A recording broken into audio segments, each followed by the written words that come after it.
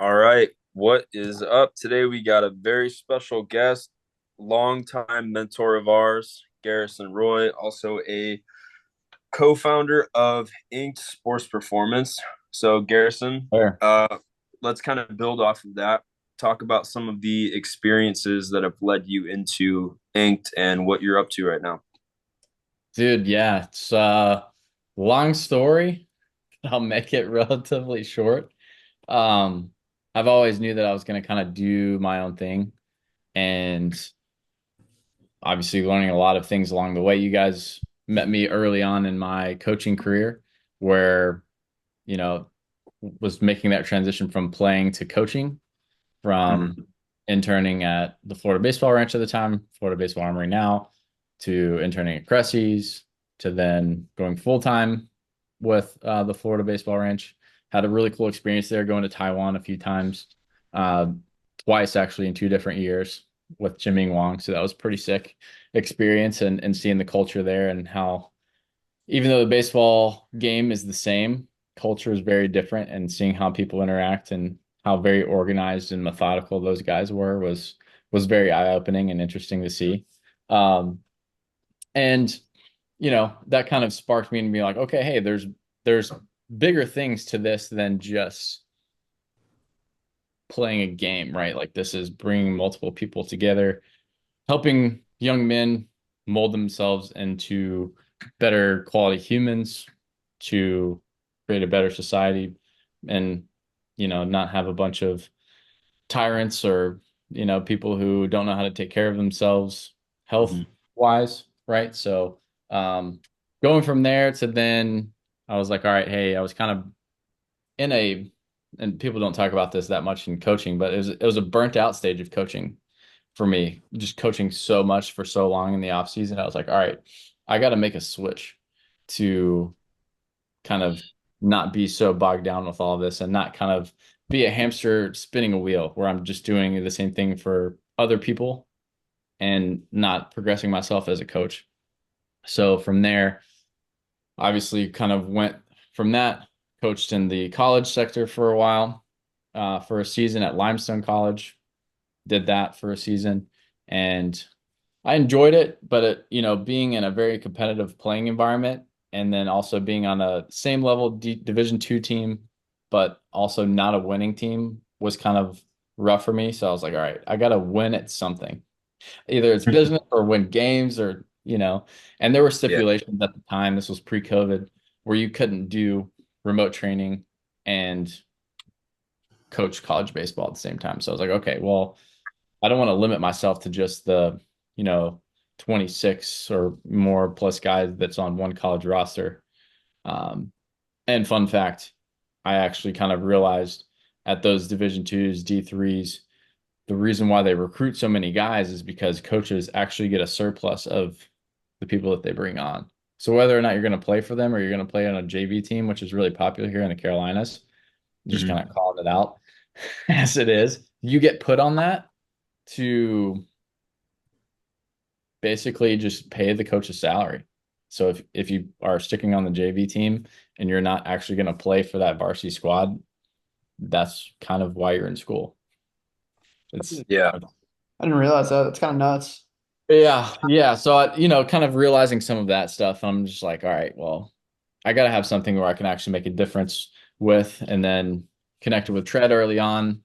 They were, it's really big now, obviously, but we were in a little closet space with three guys. It was Dennis Ivlicek was who he was with Driveline for a while, Cohen, Ben, and myself, and then Rob Blanc came on after, who I partnered with Ink Sports Performance. So again, trying to make this long but short. Right? So we're condensing Yeah. this all together, and we were starting something really cool, learning how to actually train guys remotely because it was a new concept, right? Like it was something that's never really been thought of, or people thought it was a little weird. It was like, why don't you just train me in person? Why don't you have an in-person facility? It's like, well, it kind of limits your time. And kind of the rut that I ran into at the Florida Baseball Ranch was like, okay, hey, I'm working 12-hour days.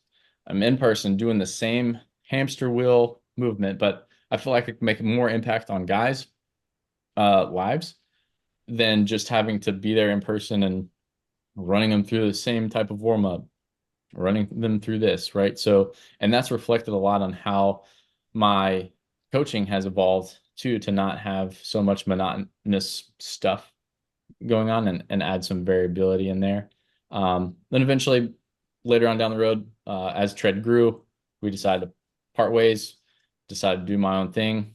Me and Rob started Inked back in early 2023, and here we are.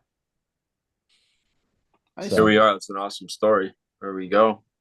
yeah, man. So So that's where we're kind of more on the remote side because um, we have quality of life that we'd like to have as well, right? And Yeah. yeah, not down in a facility. Not saying we don't train guys in person, but um, sometimes it does kind of make you a slave when you're having to be in person all the time, 24/7, or at least in the afternoon, because you have reverse schedules of everyone else and you can't be doing life things with family. And if you're deciding to grow a family and things like that, you kind of have to It's a little think harder. bigger picture for Yeah. sure. Yeah. So, And so, talking about kind of the remote training thing, yeah, um, it's obviously it's definitely. different than kind of the standard that was for forever. What do you see as, I mean, obviously you talked a little bit about the pros, but what do you see as the pros and cons? And in your experience, what do you find kind of maximizes kind of the effectiveness of being trained remotely and training people remotely? Yeah, that's a great question. I think going from in person to then remote, I think it did help a lot of my building blocks because I had to learn how to coach first. And then instead of just throwing a program at a kid, I had to be really specific on what I was trying to get out of and be very detailed, whether it was in the videos that I was creating, being like, hey, like you want to make sure you do this, this, or this, or don't make these compensations, right? And sometimes even later on, as much as detail I would give, guys would still kind of mess it up, and then I have to kind of undo their preconceived idea of what they needed to do. But I think it's definitely evolved from that to now, and even probably 4 years ago, where guys were starting to basically copycat that exact same program that they got from one coach, not have that coaching experience, and then try to spit that to everyone and say, "Oh, hey, here's this one size fits all program that fits everything without having any certifications or anything like that." Unfortunately, that's where some of these guys have been getting in not even I say trouble, but like they've been putting themselves on the brink of injuries because they're just training without much Context and yeah. guidance. Yeah, There's 100%. less context, or even not having the idea of a full picture, like what's a macro schedule look like versus transitioning from player to coach. You may not have that macro point of view. You're just looking at the day to day, or hey, I'm chasing a PR, or oh, hey, this worked for me, so it's got to work for everyone now. Yeah. Yeah, there's Um, context with everything. I mean, I think every single guy is going to be different. Every guy's going to need something differently. And I think too, like even if you're working on the same drill or the same exercise or whatever, like it could be for a different purpose and there'd be different like I don't know, like points that you want to hit, or like let's say like you're doing a certain exercise, but you want to modify it a certain way to hit one guy's like needs versus another guy, modify it a different way to hit their needs. And if you don't understand the context of like the need of the exact athlete, like you could totally kind of not just get guys hurt, but not see the reap the benefits of what you're trying to get at. Oh, absolutely. Yeah. And like I said, you could be spinning your wheels, kind of like how I was finding myself early on in coaching was like, hey, we're doing a lot of the same things over and over, expecting a different result, having a little definition of insanity there. Right. So it's like, okay, hey, why are we doing this? But you got to find out the principles behind the why and not just the modalities or the means of how you're going to do exercises. Yeah. Right. You can get a same adaptation with any lift, and I use this for an example of Olympic lifts. I think we were talking about this via text before we started this. It was like, hey, like, is that optimal for everyone? Probably not. But hey, if I want to train on one side of that speed velocity curve, I'm gonna have to do something kind of similar to that to move really fast, weight to, be on that power or that power speed cycle, if you will, of being able to learn how to move things quickly versus just being stuck in that strength block or pure, brute strength and not learning how to transition that to power and then obviously wanting that to transition to your sport is really the end goal, right? 100%. Yeah. Yeah. There's context with everything, man. And you kind of hit the nail on the head, I think, when you said like understanding the why. Mhm. Um, I was talking with one of the Guardians guys. His name's Joey Cantillo. Really, Oh, really good nice. dude. And I was talking to him. He's one of the players. Must have been like a month ago or a month or so ago. And he was asking me some questions, and he asked me like in my playing career when because we were just kind of talking, talking shop, talking baseball. And he was asking when I kind of saw like my jumps in my career and what he saw the difference was. Um, and what I see with like athletes and stuff like that. And I was kind of reflecting on it for a few days, and then we kind of revisited the conversation. Um, and I guess like kind of what I reflected to, what I ended up getting to was when I stopped asking what and started asking why. We had a really good conversation about that. But I think when you are asking yourself, what is it that's going to make me a better player? You start falling into which is exactly what I fell into, especially in high school, is like, oh, what are the three drills that are going to get me 10 miles an hour? What is the three exercises that are going to get me, 10 miles an hour, whatever it is. Like, The what TikTok is cloud. it? Yeah, it's Quick it's fixes. Yep. yeah, Hmm. one of those quick fixes. Whereas when you start asking yourself why, and you start asking yourself, okay, like where am I? Or where is this athlete? And then identifying their needs and what their shortcomings are, whether that be strength, whether it be power, whether it be the way they move, whether it just be their routine or their sleep or whatever it is. And then you can identify those and attack those specific things that might be contributing to them whereas if you're just looking at like what gets velo, then you're just going to be completely lost because at the end of the day, it's totally different for everybody. It's so context specific. Yeah, and you got to fit the program to the athlete, not fit the athlete to the program. And I think that's where a lot of people get, especially even remote training, wrong, is they're like, hey, let's find out where you are. Okay, hey, we're gonna mold this to where you can actually fit this in. Yeah. Versus like, hey, oh, your lowest hanging fruit is nutrition. Cool. Everything else is on the back burner until you get this locked in first. Yeah. If Yeah. Yeah. that's what it takes, if that's your number one thing, or like, oh, hey, like you're having a shoulder problem, this entire program is going to be you getting rid of your shoulder issues, right? And becoming a better mover. Again, you don't want to isolate it to just the shoulder, like you're not going Shoulder, to of do course. shoulder exercises all day, Yeah. But you're right? tailoring But it to the need, exactly. So that's that really, if your end goal is either gaining velocity, getting out of pain, or whatever, that should shift everything on Mhm. where you're at. And you got to find out, um, I'm pretty sure I'm stealing this from Randy because he said a lot of stuff that I kind of regurgitate over and over. But he's like, you got to find out where you are on the map, right? You go to the mall and you don't know where you are and you're looking for a particular store or your end goal in this case, right? And you're like, well, I don't know how to get there. Well, what's the first thing you got to do? You got to find out where you are on the map to be able to get to your end goal. 100%. Yeah. If you're looking at the map and you're saying I need to get to this store, but you don't know where you're at, how are you going to get to the store? You gotta, You'll have a lot of roundabouts and you'll end yeah. up probably getting outside of the store, going all the way around it, and like, Yeah. oh, here's Yeah. the sign. Yeah. This is just Exactly. already having that, and it cuts out so much time, right? And this is kind of how I'll transition to this next piece where time is of the essence for a lot of these baseball players now, especially post COVID. Like, or even you could zoom back even further to 1980s, where guys are like, oh, hey, cool. Like, I'm playing high school ball, I'm playing college, I'll play the pros, and they'll just continue to play until the cows come home, right? Different situations and different economical dynamics with that too.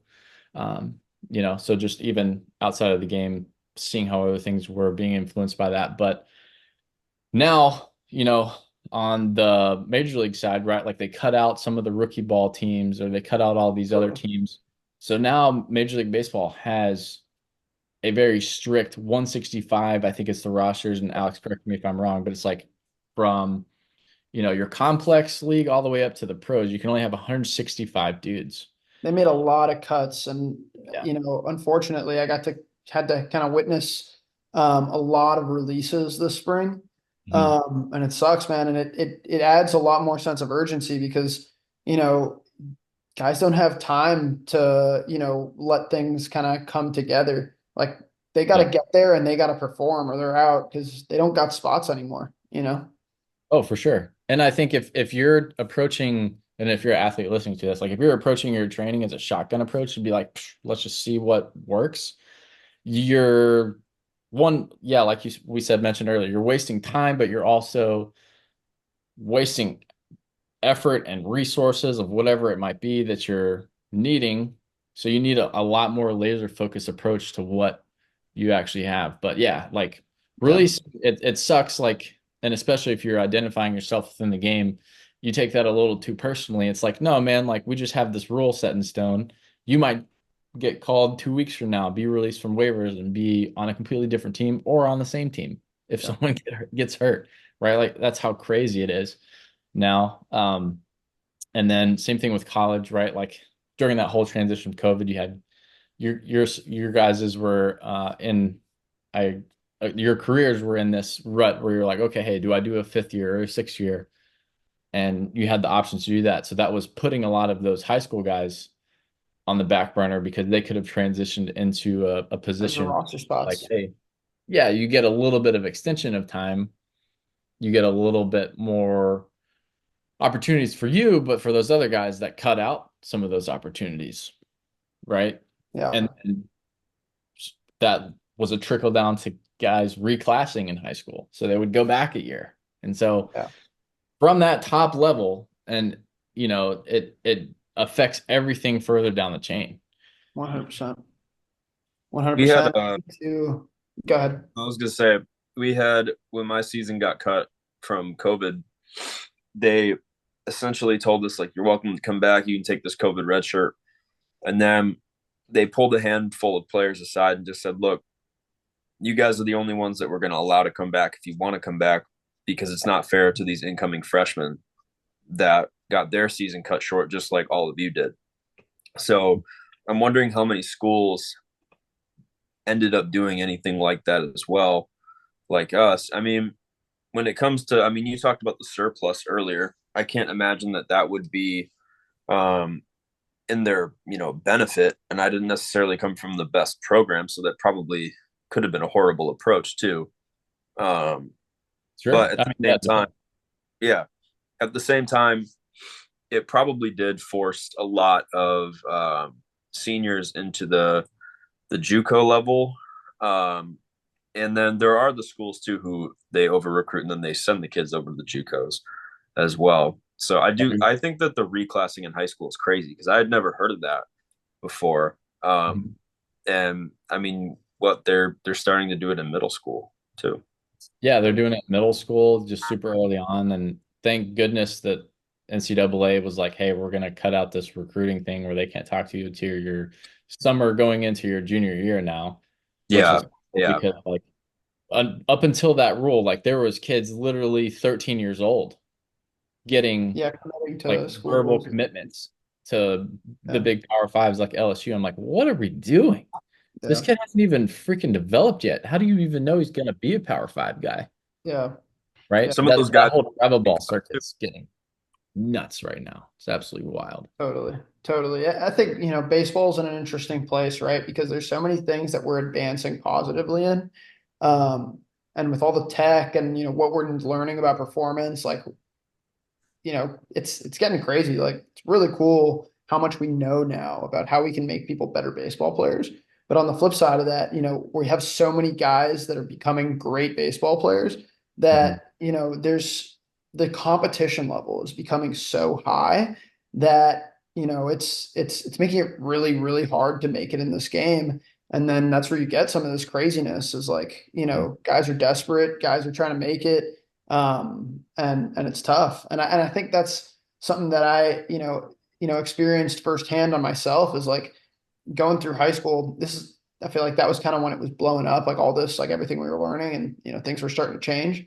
Um, and I personally felt like I wasn't learning it like there were a lot of things that I learned too late.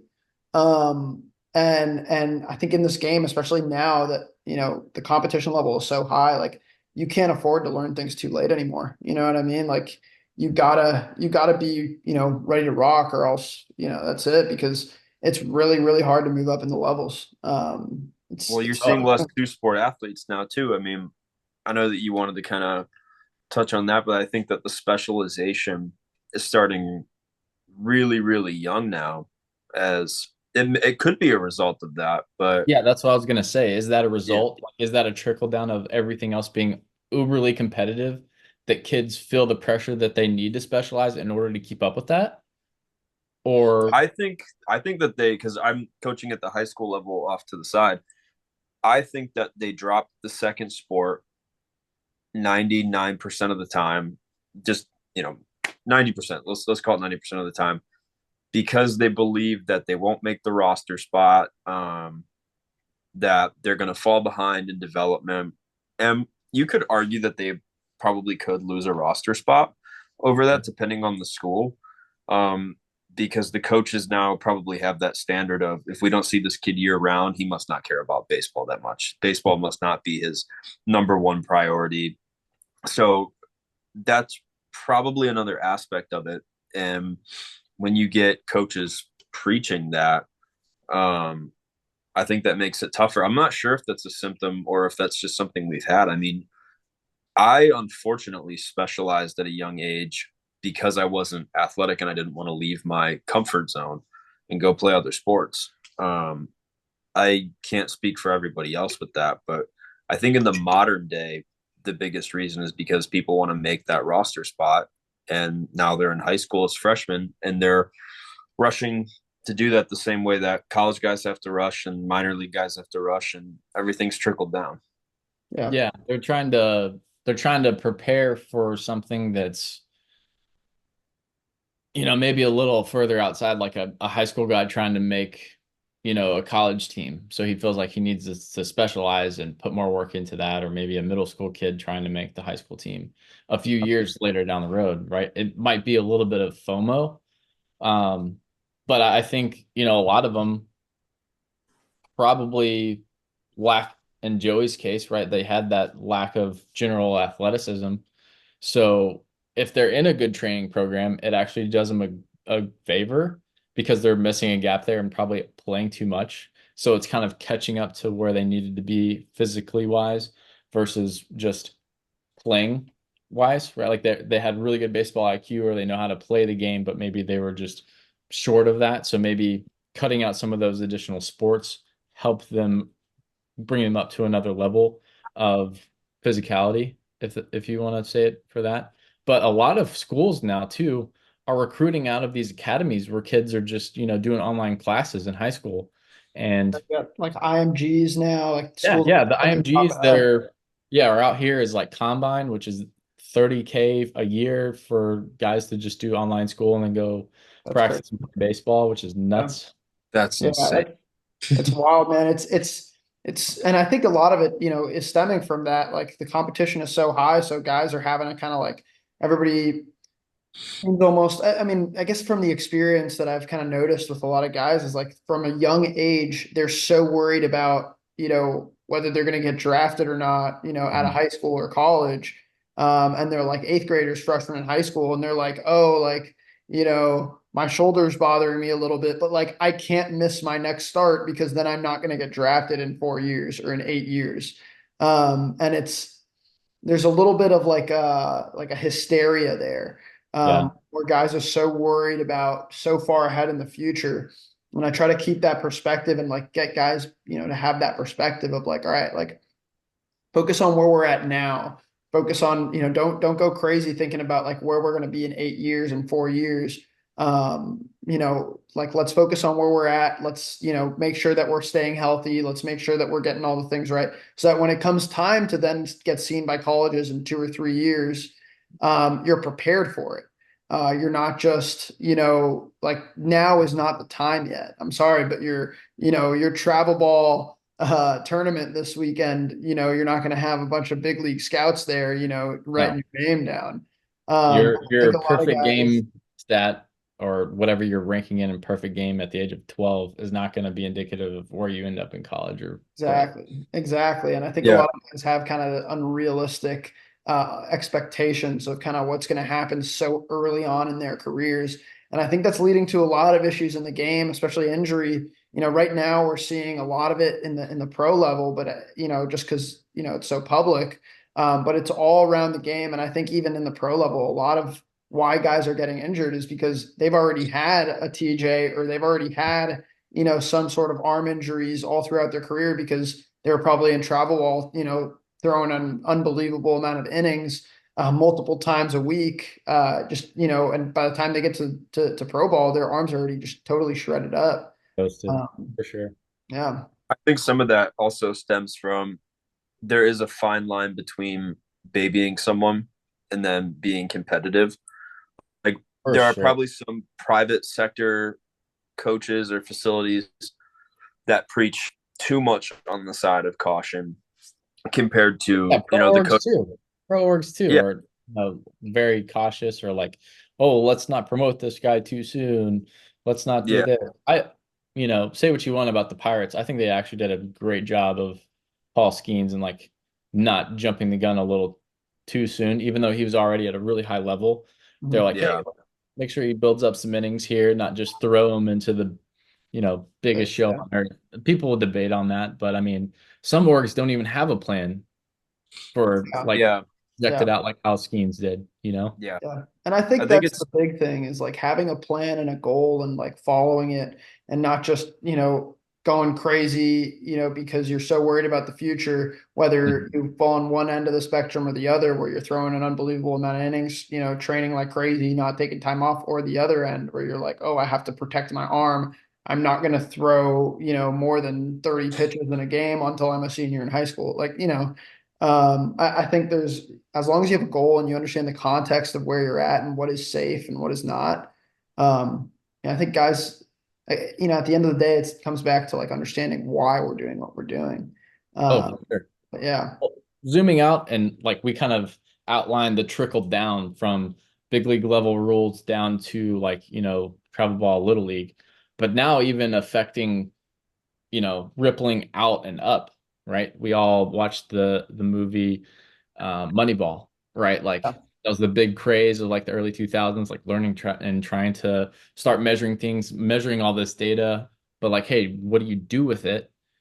Right? Was kind of a big thing. And now like us as coaches are learning how to basically be translators, learning how to interpret all of this data.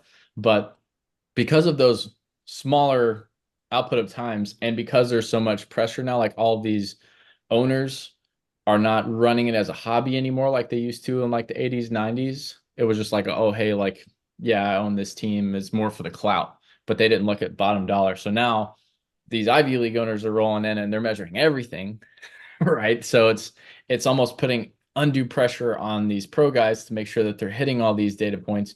And, you know, the old school scouts would just be like, hey, who cares if he's not hitting 300? Like, watch him play. Like, he has an aura about him. He can figure this out, yeah, within a year, within a season or something, even though he's not putting up the numbers now.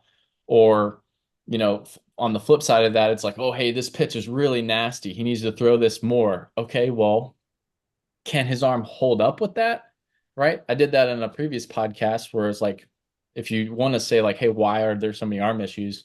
I think we're doing a great job with this entire podcast of kind of seeing how just a couple changes of a few years ago is now starting to domino effect to every level of play. And it's not just pitch count. It's not just, the training. It's not just nutrition's going downhill or it's everything that's yeah. There's so much. together, right? And I honestly think that some of these pro team or the not pro teams, but the pro guys are going to be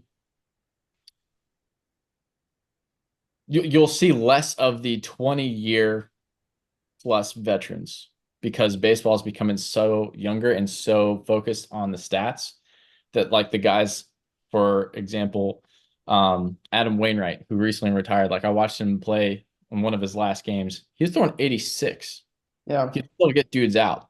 But like if you're Yeah. putting metrics up there and trying to see other dudes that are coming up that are younger that are throwing 100, and yeah, he Yeah. was he was It's throwing hard. gas when he first got into the league, don't get me wrong, but like some of these owners are just going to clip these guys and be like, hey, like, You're not good enough anymore. yeah, well, not even I'm that they're out. not good enough. I don't even know if they want to pay the pension plans or everything else. Because, like, if you zoom out for that, it's like, okay, hey, you get Yeah, to the younger first players are mark. cheaper. You get exactly. Yep. You sign them for a cheaper. You don't have to go through arbitration. You don't have to do all this stuff. You don't get the gold card at year 8. At year 10, you're not getting the honestly, I think the best freaking, retiring situation you can have in uh any profession, right? Like they max out everything in pension. They have the best healthcare insurance ever, right? Like and I hope that that changes. If everything keeps going down, the in the direction that it's going, baseball is going to start to shift a little bit more towards those younger guys. Yeah. Because also another thing I didn't mention, kids are also getting paid earlier too. Yeah. Yeah, and And I I don't think that's NIL is wrong. changing it now too, man. It's everything's changing, and because we can measure so many of these things that we know lead to better performance, and there's all these correlations between, high velo, high spin rate, the whole like the third time you see, an order, batting averages jump up. Like now Hmm. the game is changing where everything is being incentivized towards, and Tyler Glasnow has talked a lot about it, is throw as hard as you can and blow out, and essentially, the longevity is kind of being thrown in the back burner. That's why, the bullpen is being used a lot more. You have so many guys that they're 100 and, whatever. Hmm. Command maybe not as good, but the stuff is unbelievable. And they can't throw more than, 15 pitches, 20 pitches in an outing, and they're just going out there and blowing out, getting outs, because that's what the data is kind of pointing towards, and what the performance is pushing towards. And the game is changing, man. The game is changing, and there's a lot of stuff involved. It's more than just a few things. And everything's changing. The way batters are approaching the game is changing. Hmm. The way pitchers are throwing. There's more home runs. The ball's flying a lot more. Guys are getting better at baseball, so pitchers are having a, blow. You can, and Verlander talked about it not too Was long a ago. great too. Yeah. Yeah, Yeah. Oh yeah. That was a great clip. Love that yeah, clip. he was talking about how, early on in his career, he was able to go, 93, 94 an entire game, paint the outside corner, pitch to contact. And now it's totally different. Like he can't do that anymore because those outside corner pitchers are getting hit over the fence. And he used to have 100 and whatever in the tank. And he never had to use it. And now he's having to use his 97, 98 that he's got all game, because otherwise, he's not going to be as successful as he used to be. Sure. The game's totally changing, and that's why we're seeing injuries. You can't do that and sustain it for so long without something going. I mean, some guys might be able to, but those are outliers. Yeah. No, it's an adaptation that they're learning how to do.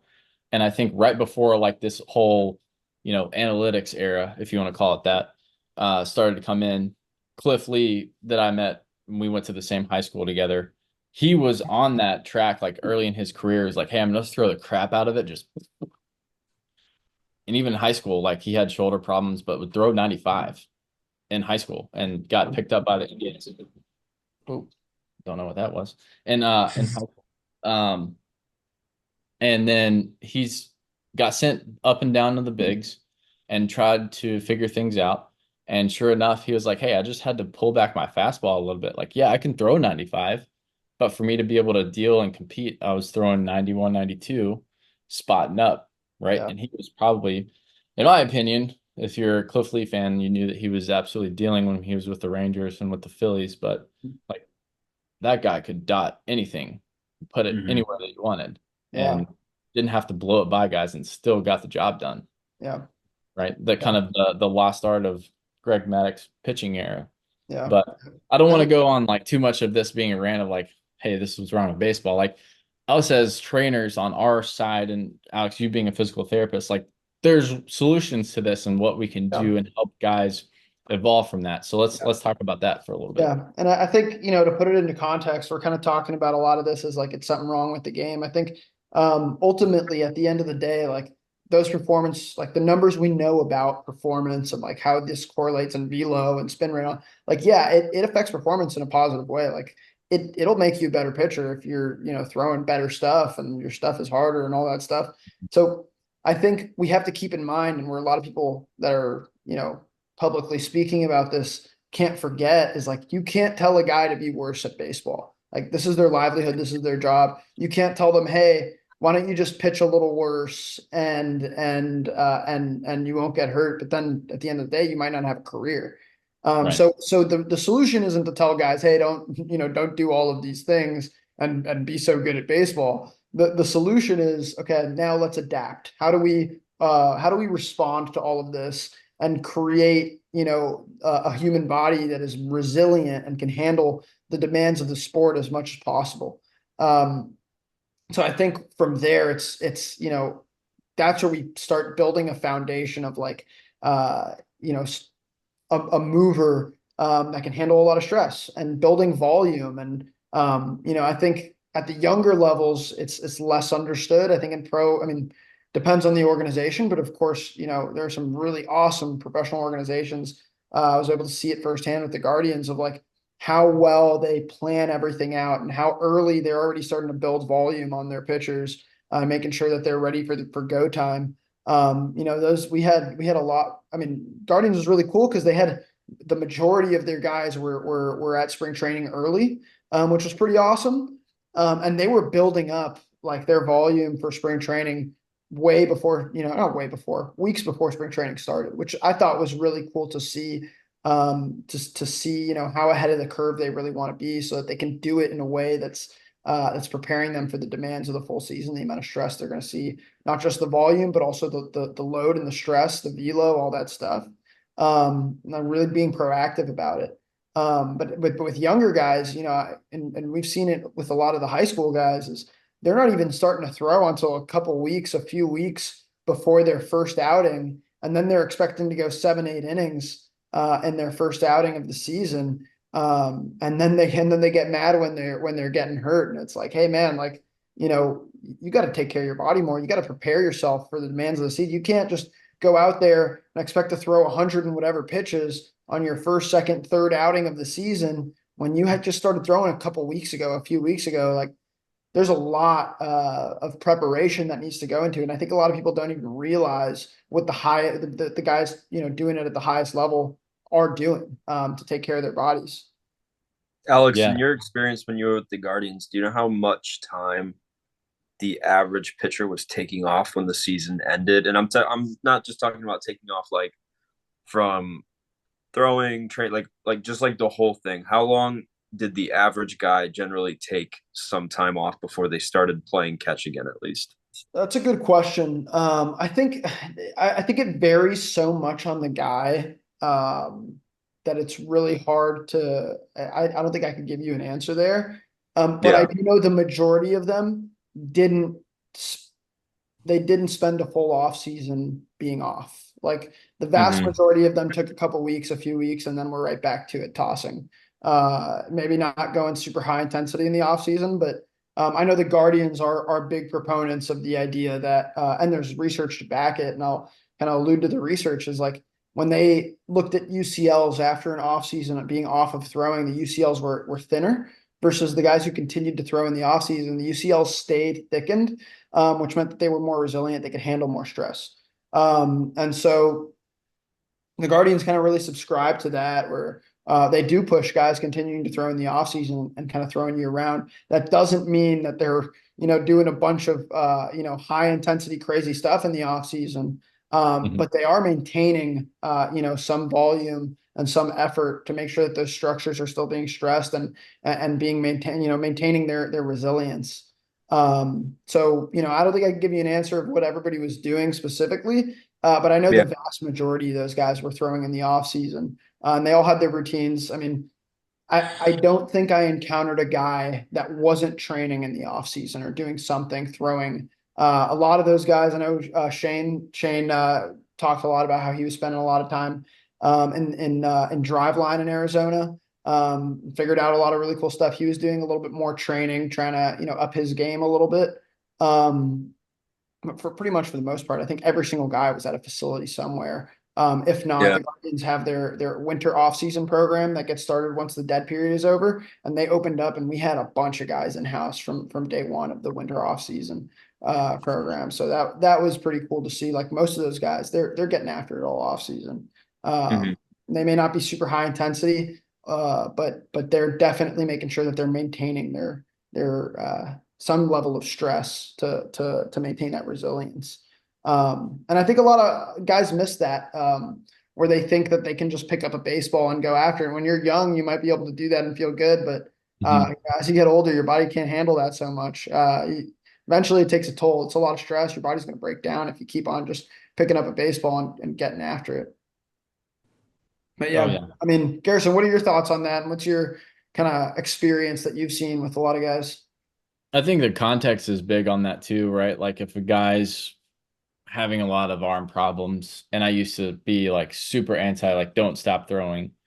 But if there's a noticeable red flag in like some dashboard indicators where there's external rotation strength or like significant range of motion loss, where it's like, hey, if you continue to throw, you're gonna just break because of how limited you are and how much stress you put your arm in.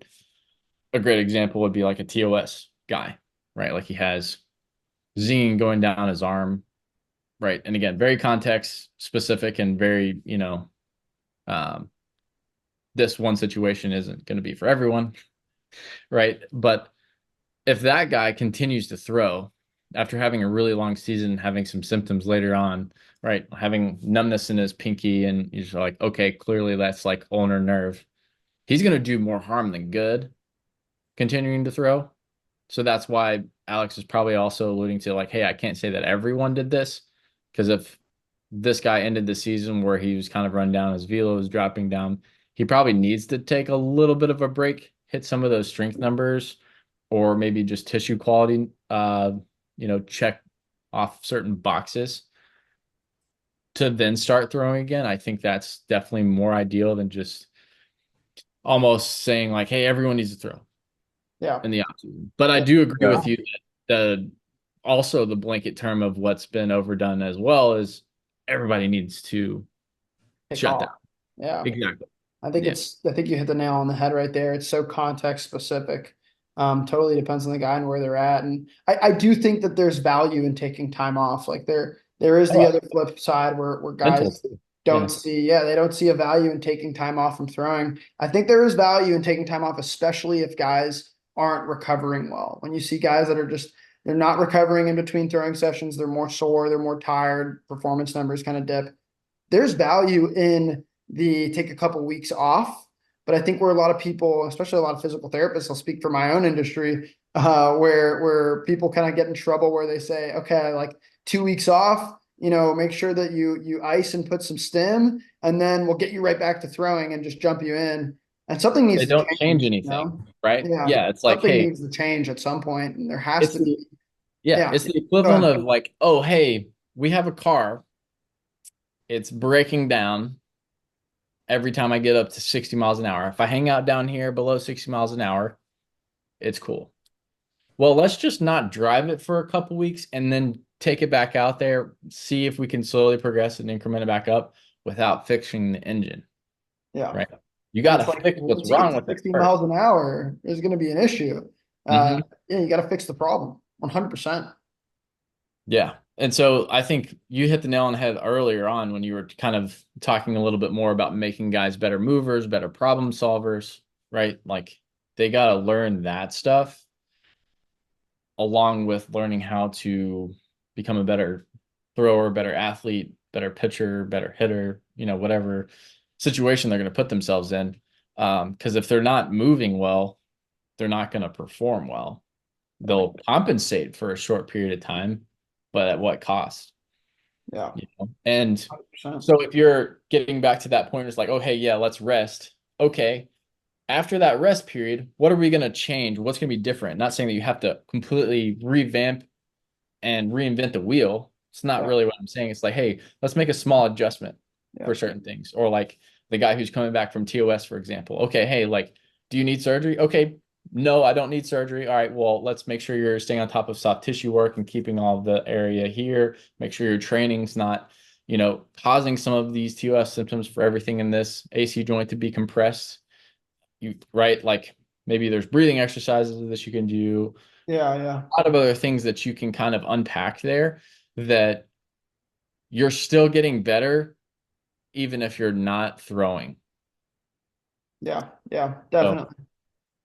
And uh, then I think too, part of it, it's and you kind of alluded to it just now, is like some guys will, when you talk about like changing something, they want to jump to changing the way they move, the way they throw, some drastic changes. Sometimes yeah, it's as simple as like, all right, we ramped up too fast. And your body wasn't ready for that stress. And like, okay, we just have to get back to a ramp up and do it slower. Or we have to, get better about your pre-throwing routine, or we have to get better about how you're sleeping, or context things like specific that. Yeah, ramping yeah, up yeah, too, right? Like let's say a guy's coming back, return to throw. He's thrown in the previous season more off speed pitches than he ever's thrown in his life. It's more than just general volume of throwing at that point. It's, hey, can you get to this percentage of off speed again? yeah, Right? exactly. Like, can you do this again? Or, hey, can you learn how to do that? And I'm kind of on this ecological dynamics kick, and I think you guys will, uh, maybe listen to some other episodes with that. But it's like, hey, why do we, and a great practical example of this, bullpen warming up, let's say it's a midweek pin, right? And I'm guilty of this too as a coach and as a player. So don't think that I have all the answers to this. But we have a guy, he's going through his routine. He's going through the windup. One, it's just to a catcher. So there's, again, no other context there. It was one. But he's going fastball, doing his warm up. He's like, all right, cool, I'm ready. 5 fastballs in a row. 3, 4, 5. Okay, now I'm going to go breaking ball. 3 breaking balls in a row. 1, 2, Yeah, 3, right? And then we're going, okay, here's some changeups. 1, 2, 3. At what point in the game do you throw 5 straight fastballs, 5 straight curves, yeah, five it straight doesn't change? happen. That does not translate totally. So you Yeah, got to train that, right? Like you got to get to a point 100%. and, or even just something as simple as, hey, let's put a stand-in batter or a dummy batter or add some other, Yeah, let's have a count, right? Like that, I think is really what's missing from guys going from point A of the ramp up to all of a sudden going into a game. yeah, And I, 100%. I think, I alluded to this in my notes, but the Jager Sullivan return to throwing protocol was a good step in that direction. But I think with them still transitioning, like they're talking about getting on the mound more, which I think is awesome. But Yeah, there's still that small piece that I think it's like, hey, like, what can you take to the next level within that ramp up or within that practice or preseason phase to make them be able to withstand some of these stresses yeah. that they're used to, right? 100%, because I think the stress is, it's big jumps, man. Even if it doesn't seem like that big of jumps, they are big jumps. So I think like we have to start slow. One of the things I thought was really awesome that the Guardians did is like weeks before they had their first pens coming back, because for most, I mean, I saw it mostly with our TJ guys.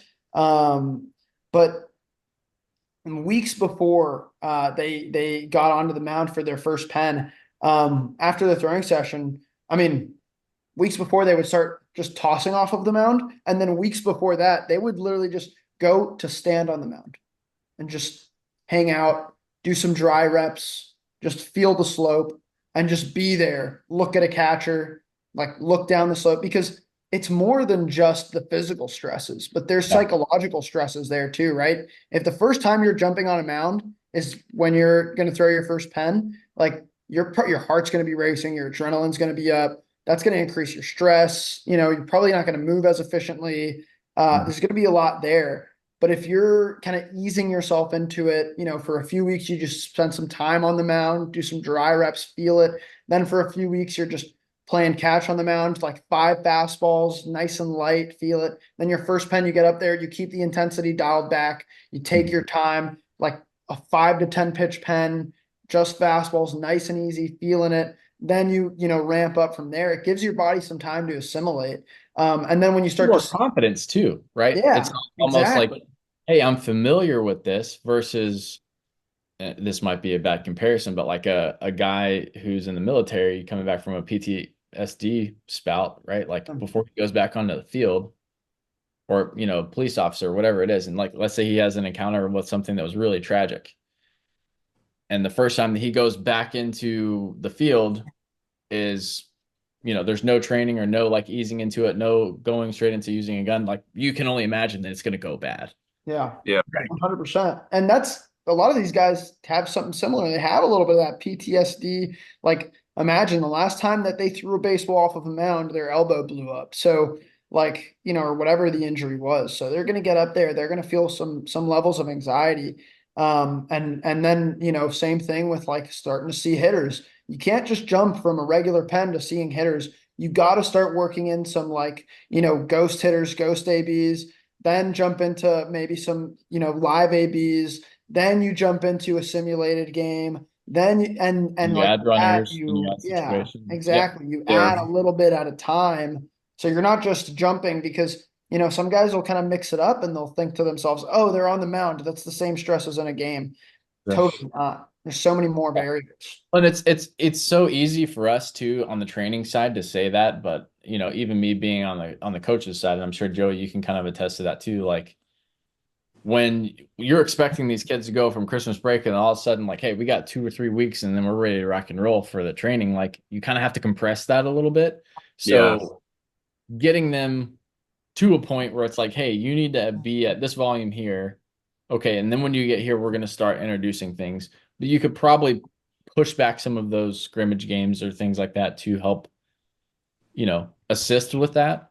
But also, you want to put it to where guys aren't going to be failing too much, right? Like, let's say a guy's Yeah. returning back and he has those PTSD feelings, so to speak, right? Like he's here, but then he gets to that sticking point where he's just like, oh, hey, like this is where I'm struggling the most. And if you let him hang out there and fail, fail, fail, fail, fail, his confidence is going to be shot. So you got to be like, hey, let's push you a little bit. Let's maybe have a stand-in batter. Okay, next pin, let's gain you some more confidence. Let's Yeah, give you some more, just reps without that. Then let's push that to where you got, that other variable that's maybe pushing you over the edge a little bit. yeah, So The to build that confidence, build all yeah. that to You where want they'll to be successful. Yeah, you want to put them in a place to succeed, where Sure. they're going to feel good, they're going to feel confident, because a big part of it is just building that confidence back, especially when they've spent so much time off of the mound if they're coming back from injury. Mhm. And then relating that to, you mentioned kind of starting a season, you don't have that much time. I think that's one of the issues with like the lower levels is like a lot of coaches aren't expecting their guys or not kind of making sure that their guys in the offseason are following a good throwing program and starting to ramp up early. They get to January, they get to school and they get back to practice, and their first time throwing with a higher intensity is that first day of practice, and they got 2 or 3 weeks for their first game. 2 or 3 weeks ain't enough time to get ready for your first game. No. Um, so there's, yeah it's the tough. the the approach that we took this year, or at least that I did with guys who would listen, was if they couldn't throw a 60 pitch bullpen, and obviously that included breaks. I think you'd be pretty insane to throw 60 pitches straight. So, whether you'd be doing 6 rounds of 10 or, you go by 12, You say 15. that there's some little league coaches that let him do that though. Yeah. Wow. Well, yeah. And that's the crazy thing is that concept was like foreign. I'd be like, hey, let's throw a 50, 60 pitch bullpen. And they'd be like, sick. And they'd throw like 30 pitches in a row. I'm like, yo, like, slow it down unless you want to practice stressful innings in your first bullpen or whatever. Obviously, we would build to those bullpens. I mean, we started the year at, 10, 15 pitches, and we would build up. But I didn't want starters going into the first game of the spring if they hadn't thrown at least a 60 pitch, 65 pitch bullpen, because usually they're expected to go 60, 65 pitches. Sometimes they'll run it to 70, but we see high school coaches who are like, oh, their arms are made of rubber. They're young. They can do it. And they're expecting them to throw like CGs in the first half. So it's that under preparation where, like, I don't think there are a lot of overuse injuries anymore. I think it's under preparation. Yes, I mean, there are cases of overuse for sure. I think that's Yeah. happening at like the youth level, like 10, 12, stuff like that. And then when you get into high school, I think it's an under prep issue Yeah. because Yeah. it's Oh, like that's a 15 good. pitch bullpen, 15 pitch bullpen, 15 pitch bullpen, season time. And you're like, you're not ready for that. Then you're playing catch up all the time. Yeah, a good plug for that, I think, for those younger guys to just have general movement is Jeremy Frisch. I follow him on Twitter or X now, I guess, and Instagram. And he's like, hey, kids in PE are not playing as much and they're not going outside nearly as much. They're stuck on video games. So like, hey, they got to learn how to balance. They got to learn how to do locomotion, jumping, landing, tumbling. Obviously, throwing, catching, hitting is probably already checked off there, but you have some type of shooting or climbing games, right? Like if I was gonna be developing kids from the very, very youth level, I would start with all of that stuff and almost have Mm-hmm. like a gymnastic setup where they could go around and just run free for all. And he does a lot of that stuff. And I'm like, dude, this is brilliant Yeah. because you're helping them get those general movement foundations, and then you let them go and figure out how to be an athlete and just play a game, right? And not get too robotic, too stiff, because that's where a lot of kids get in trouble, especially early on. And what I think's wrong with Americanized baseball is that they just try to make everything too rigid, too Yeah. structured. Yeah. I think, Um, to kind of harp on that, one of the things I've been reflecting on a lot is like teaching people, especially young kids, if you're working with youth, is like teaching them how to learn how to move as yeah, opposed to yeah. teaching them how to move. You got to If put that them in makes that sense. environment to learn Yeah. that. Yeah, Mhm. exactly. Teaching them how to learn how to, transfer energy up the chain or how to be athletic or as opposed to saying like this is how you're supposed to move and putting them in this, cookie cutter and kind of forcing a movement pattern on someone as opposed to allowing them to explore. But yeah, yeah, for sure. Garrison, Um, I'd love your thoughts on some of this too. Is something that we've integrated into the programming, and I also did at the high school level, was for conditioning, doing things like just playing pickup games, like rec basketball, soccer, whatever that would be, like Spike playing. ball, elite. Spike ball's awesome. If you don't Yeah, have it, oh yep. yeah. spike ball is amazing for that kind of stuff. But let's say you don't have access to that kind of stuff. Like I was finding guys, a not only try harder, but they're at least. Well, I think the reason they try harder is because they're having fun. It goes hand in hand. You They're get the getting more out of competitiveness the session. Yeah, like I tricked the boys one day. I said, "Hey, this was at high school, not at Fearless. It was just at the high school level." I said, "Everybody bring a towel." I thought I would trick them into making them think we were going to do towel drill. And then we went onto the softball field, and I was like, "Put it in your back pocket. That's your tag, and we're gonna run around. Basically, whoever has the ball, you got to rip the shirt or the towel, whatever it is, out of their pocket." Did that for like 30 minutes. Boys were gassed, and I kind of just like tested that on those guys. Started integrating it into the private sector, and just saw really good results. Not obviously just in terms of like the athleticism, but just the way guys were able to solve their own movement problems. Like even on the mound, I didn't have to say as much during bullpen sessions because they would just know how they moved better. They would understand like what feels more athletic. Okay, if I go at this speed, this is more smooth, this is more athletic. I'm in more of a flowy state here versus kind of because I think that pitchers are taught to be so robotic, even with drills. Like something I saw was once Position guys one, start position doing really two. yeah, Yeah. well, and Terrible once way guys to start learn. doing really well with the drills that you give them, like let's say you're doing a bunch of step backs because you're trying to work on, getting a little bit deeper into a hinge just for the sake of argument.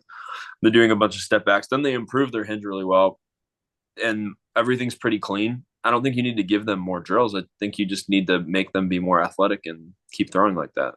You add more athleticism. Yeah, I absolutely love that. You add more athleticism and then you add more context, like what we were just talking about. You don't dumb it down and give them more decontextualized plyo drills, as an example, to try to figure out. I think that's or has been very overutilized. Not, and I'm not trying to demonize it. I still use it. My athletes still use it. Um, but you don't want to use all of your training time on flat ground on a plyo wall with No, yeah, any and I made feedback that. of what's happening.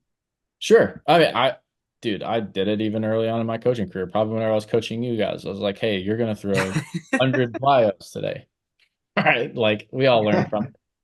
We're like, Yeah, look, okay, hey, let's move away from the wall. Let's add a catcher in there and add some context. context. Yeah. Yeah, one of the things I've really enjoyed is throwing, and I've seen this work with a lot of guys is doing if they're going to do drills, incorporating it in like the early part of their catch play, I like um, that way, and Absolutely. way then Yeah. more. yeah, because it adds the context of having a target, throwing it to someone. You can add some more athletic stuff, and it just I feel like it translates so much better. Here's a Hmm. shocker. Maybe throw some of your off-speed pitches while you're doing those drills too. Yeah, Love yeah, that. You could even throw your bullpen like that too.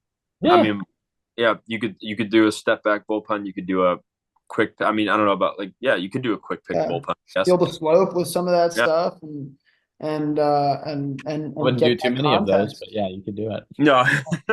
I had Well, a you lot know, of guys where I was like, hey, your plyos, whatever you're doing, you're like, your first drill is flat ground. The rest of them are on the mound. Figure it yeah. out. Hmm. Yeah. Add that in there.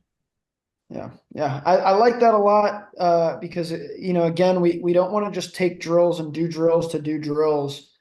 We want them to ultimately we're trying to translate them to our goal, right? And so like if you're just doing drills to do drills and you're either you're missing the context of the goal or you have the goal in mind but you're not essentially doing work to translate it towards that goal. You're kind of wasting your time and we were talking earlier a lot about how there's not much time to waste right now in the state of the game. So we want to be as efficient as we can. So we have to translate everything we're doing. We have to be athletic. We have to make things happen. And I think one of the best ways to get guys to translate stuff is to get them to feel where their body is at.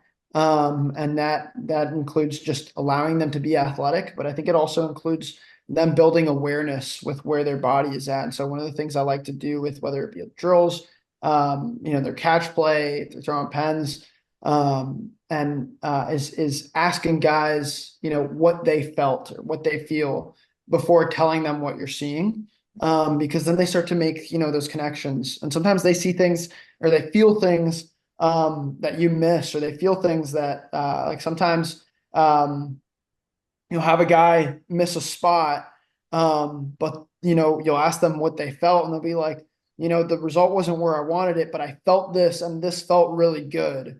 And I then they hear go that a lot. back to it, and it's even better. They hit the spot that you know what I mean, and it comes Oh yeah. together. So that If you feels if big. you coach long enough, you probably say the phrase, how does that feel? Yeah, Probably 100 million times times, throughout the week. million times. Yeah, yeah, and I think Yeah. that's a huge part of coaching is like facilitating the learning of the athletes as opposed to just, uh, pushing them in whatever direction you Mhm. want to push them in for sure. Absolutely. I mean, and learning that from Randy early on in my coaching career definitely helped, where it was like, hey, you need to manipulate not only the athlete, but the task and the environment. At first, I didn't really kind of conceptualize all of that, but now as I'm, becoming a little bit more seasoned, quote unquote, as a coach, right? I mean, looking back, I was like, wow, I've been doing this for 7 years. This is wild to think about. But you're like, okay, yeah, nope, I have to mix up not just the athlete, not just tell them what to do. I got to change it, the environment, put them on a slope, or like what Joey was talking about before. change the task completely where it's not even baseball related, where they're playing some tag or, gamifying things to help get them, not only just in a better position to be a better problem solver, but also not be in that mundane rundown.